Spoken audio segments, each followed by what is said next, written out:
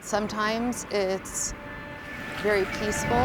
The serenity of this roadside scene, pierced by passing metro buses. A roar of a reminder. Yeah, the roar. Of how her son's life stopped here. Sometimes it's pure anguish and sadness.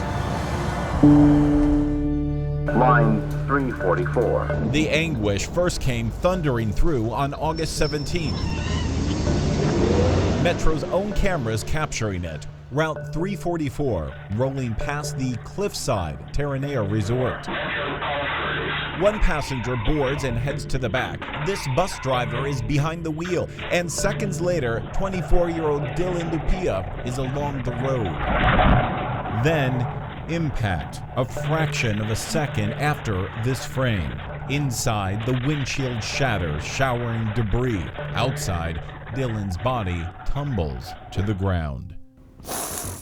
Mother Shauna Landon hasn't seen those images, but she has seen these photos of the bus taken afterwards. So when you see that much damage, you'd be like, oh my gosh, what just happened?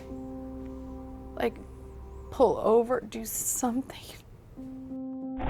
But the driver did not pull over. He continued to the next stop, and even before inspecting the damage from the outside, he stays inside the bus and calls dispatch. One of these transients up here through the mountain roads up here in Palos Verdes decided to go on ahead and toss a bottle at the windshield of the bus, and the right windshield rather is completely shattered. Is everybody on the bus okay?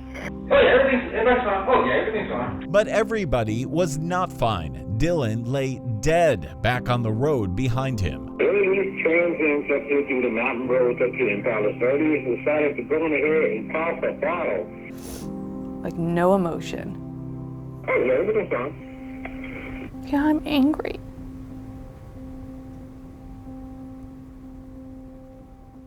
There's just no words to describe that someone can just be that callous and indifferent.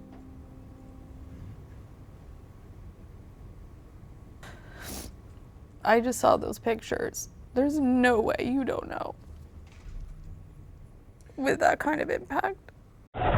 These are the very images of the driver during the actual impact, right here. And nearly 20 minutes later, these are the images of him still in the bus, 0.8 of a mile away as rescuers race in. Look at all the sheriffs going by. Now all they need is the helicopter to show up. Well, I feel wanted. Oh, here go paramedics. Wow. That you can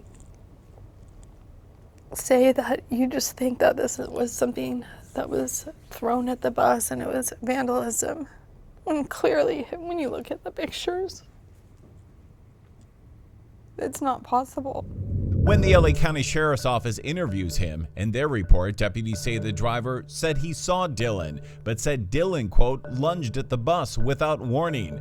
The driver said he moved left more to clear him and believed Dylan threw something, possibly a liquid-filled bottle.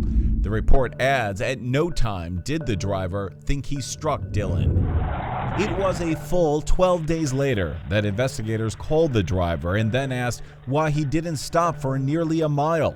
The report says he feared for the safety of himself, his passenger, and further damage to the bus, and was following MTA policy. When the detective asked the driver how he was doing, the report says he was having difficulty sleeping at night, consumed thinking about the incident. The report ultimately concluding Dylan is at fault for running into the roadway. But LASD says the investigation is still ongoing. Should he have stopped? He should absolutely have stopped. If we strike someone and do not stop, that's considered hit and run. Is it criminal? I believe so. Should he be charged? I believe so. Family attorney Robert Barta believes the bus driver knew exactly what happened. He's admitted to actually having seen Dylan. Dylan was struck. He's lying in the road to the right of the bus, clearly visible from that mirror. The bus driver is shown to look over. Does he look like he knows he hit someone? No, he doesn't even. It doesn't even look like he knows something damaged the bus. So how do you explain that? Does that exonerate him? I don't believe so. I do have questions about how that could have happened, how they could have left Dylan just lying there on the side of the road. Board member Janice Hahn is herself trying to get those answers. Are there any public comments? From Metro's own investigation. You've seen the video. I have. Is it hard for you to understand how a bus driver could hit someone that's 6'1" and weighs 180 pounds, as clearly visible in the video? Well, of course it is. You have made sure that there was an investigation. Do you know the results of the investigation by Metro? I do not know the results of that investigation. It has not been shared. Should it be shared with? It should be shared with us, and I will. Should it be shared with the public? I will be asking that investigation at least be shared with the Metro Board of Directors. But Metro is refusing to release even basic information about the driver or his past. Whether he's still employed by Metro, what his current assignment is. Those are basic questions. Should we have the answer to those? I think absolutely, absolutely, the public has a right to know that. Through public records, though, we have learned this isn't Metro's first bus-related death or injury. Since 2019, 3,744 people have been injured in accidents involving Metro buses. 21 people have died.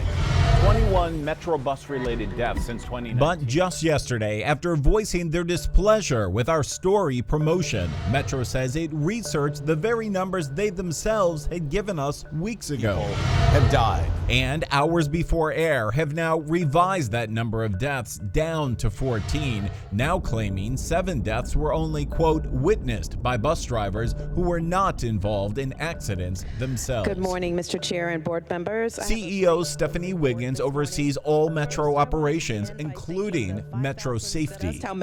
But she refuses to speak about those numbers, Metro's safety record, or its policies and procedures after accidents. It is a critical issue. Issues at least one director has serious concerns over. I mean, 1 death seems like a lot to me. Every time I look at this spot. And changing her 1 death. This is where my son was last seen. This is where his body was. Into the last death is what mother Shauna Landon is now living on. I truly believe Dylan is here. And here she wants answers. He's my son. And so he deserves answers. And I don't have the answers still. And I don't have the accountability. Not only for her family, but for every family down this sometimes precarious road. You think you're ever going to get it? I don't know. That's up to Metro. That's up to the bus driver.